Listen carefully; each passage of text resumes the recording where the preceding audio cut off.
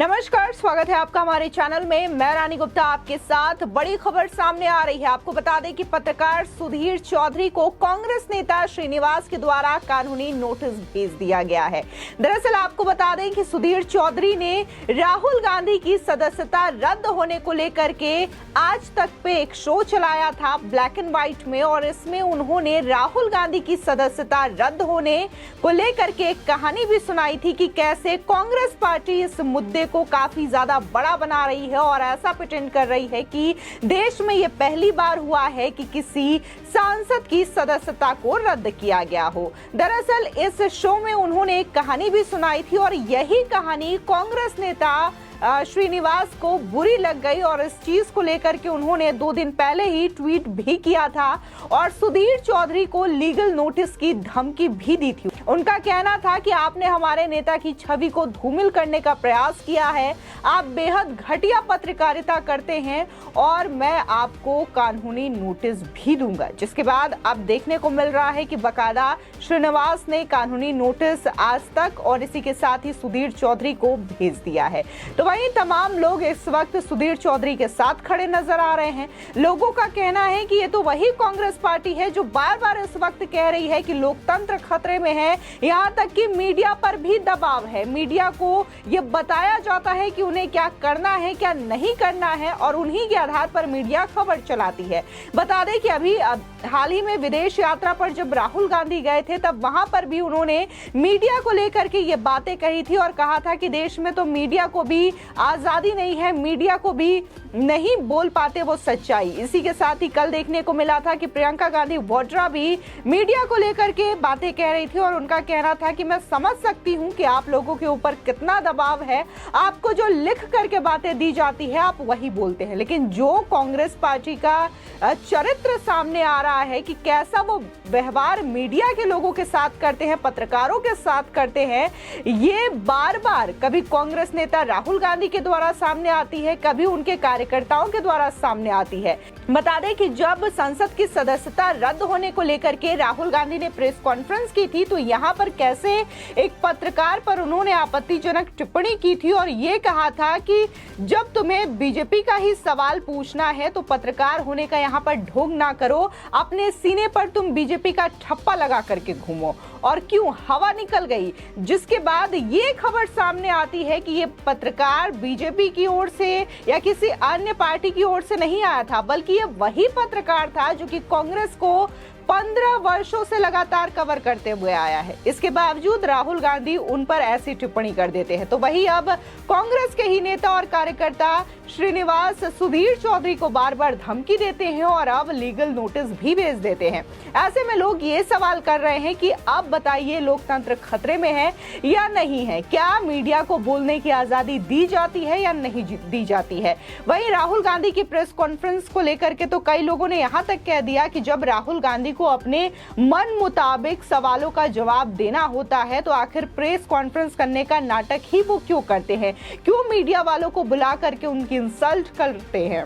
बता दें कि जो श्रीनिवास के द्वारा लीगल नोटिस भेजा गया है उसमें उन्होंने ट्विटर पर भी फोटो शेयर की है लीगल नोटिस की और साथ ही उन्होंने कैप्शन में लिखते हुए ये कहा है कि सभी पत्रकारिता के नैतिक और मानदंडों का उल्लंघन करने वाले आपके अत्यधिक आपत्तिजनक और अपमानजनक खबर जो कि वीडियो के द्वारा चलाया गया है ब्लैक एंड व्हाइट शो में, उसके लिए ये लीगल नोटिस भेजा गया है। जहां सुधीर चौधरी को ये लीगल नोटिस भेजा गया है तो वही न्यूज चैनल आज तक को भी ये लीगल नोटिस भेजा गया है। आपको बता दें कि इस नोटिस में एक बात और लोगों के जहन में सामने आ रही है और लोग बाकायदा इस चीज को कोट कर रहे हैं कि बी श्रीनिवास ने राहुल गांधी को एक फेमस पॉलिटिशियन फेस बताया है इंडिया की पॉलिटिक्स का।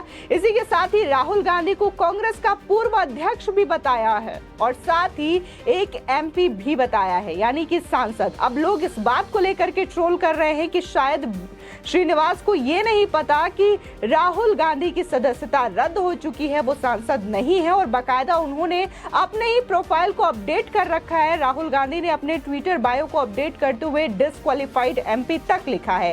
इसके बावजूद नोटिस में उन्होंने डिसक्वालीफाइड एमपी क्यों नहीं लिखा है, बल्कि वर्तमान सांसद के रूप में क्यों इंट्रोड्यूस करवाया है। बता दें, वहीं इस लीगल नोटिस का करारा पलटवार भी सुधीर चौधरी के द्वारा किया गया है और इस पे उन्होंने ये लिखा है कि मैं सच्चाई बोलता हूं, देश की खातिर बोलता हूं और आखिरी दम तक सच के रास्ते पर ही चलूंगा।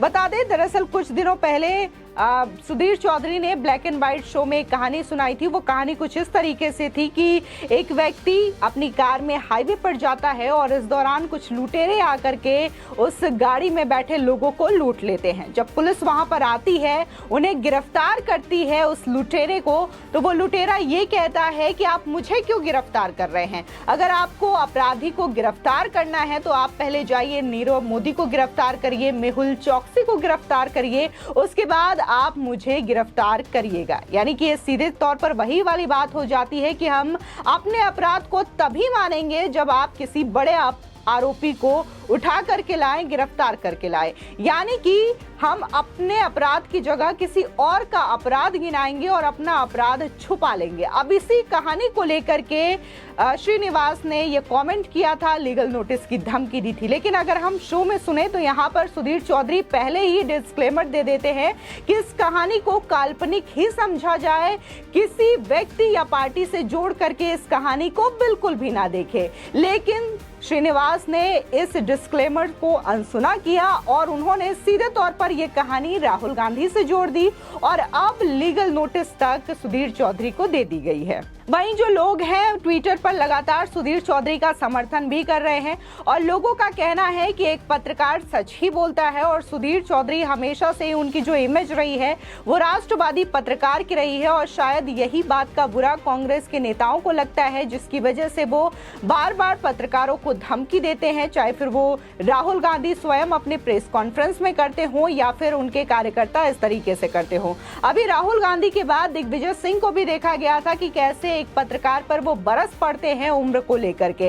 ये वीडियो भी काफी ज्यादा सोशल मीडिया पर वायरल हुआ था। इसी के साथ ही लगातार राहुल गांधी की संसद की सदस्यता जाने को लेकर के कांग्रेस के तमाम नेता इस वक्त बौखलाए हुए नजर आ रहे हैं।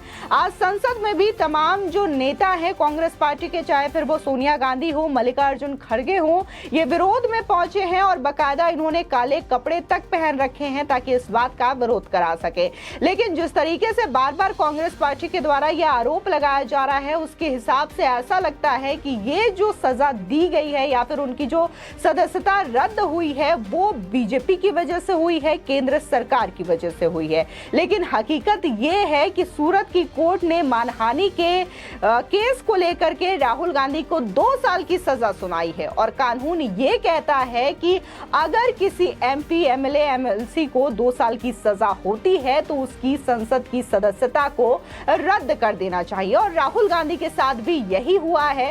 राहुल गांधी को 2 साल की सजा दी है, जिसके बाद बाकायदा संसद में उनकी सदस्यता को रद्द कर दिया गया है और वो अगले 6 साल तक चुनाव नहीं लड़ पाएंगे। यानी कि 2024 और 2029 8 सालों के गैप का ये चुनाव, कोई भी चुनाव, चाहे फिर वो विधानसभा का चुनाव हो, लोकसभा का चुनाव हो, राहुल गांधी अब नहीं लड़ पाते हैं। अगर वो सुप्रीम कोर्ट में इसको लेकर के अपील करते हैं तो शायद उनकी बात बन सकती है, लेकिन फिलहाल ऐसा कांग्रेस पार्टी की ओर से लीगल एक्शन की बात अभी सामने नहीं आई है। इस खबर को लेकर के आपकी क्या राय है, हमारे कमेंट सेक्शन में जरूर बताएं। आगे की और भी अपडेट के लिए चैनल को सब्सक्राइब करना ना भूलें।